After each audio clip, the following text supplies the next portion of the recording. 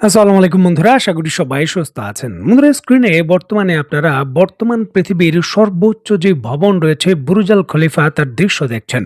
এটির উচ্চতা ৮২৮ মিটার বা ২,৭১৭ ফুট।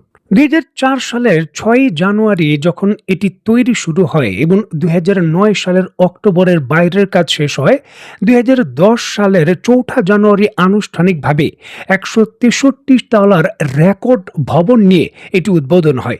এটি দুবাই এবং সংযুক্ত আরব আমিরাতের অন্যতম ইকোনমির প্রাণকেন্দ্র। এটিকে ঘিরেই কিন্তু তাদের গর্ব এবং ব্যবসা বাণিজ্য সকল কিছু রয়েছে।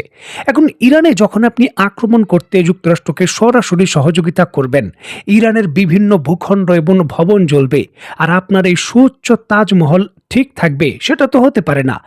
আয়াতুল্লাহ খামেনি তার বক্তব্যে বারবার হুঁশিয়ারি দিয়েছিলেন, যদি ইরানে হামলার ক্ষেত্রে সহযোগিতা করা হয় তাহলে কোনোভাবেই পারস্য উপসাগরের কোনো স্থাপনা যেগুলো গুরুত্বপূর্ণ তারা মনে করে সেগুলো আর আস্ত থাকবে না।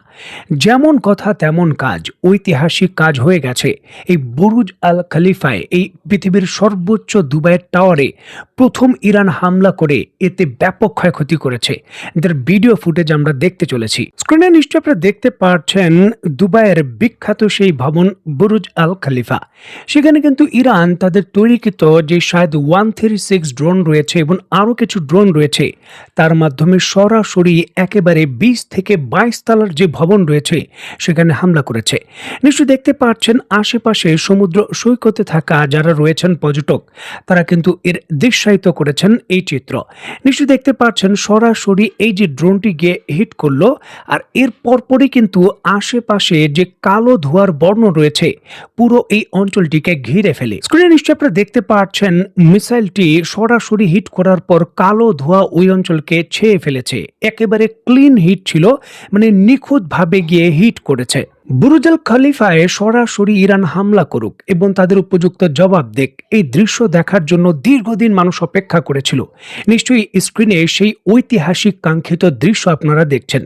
ইরান তার জবান ঠিক যেইভাবে দিয়েছে তা হারে হারে বাস্তবায়ন করছে।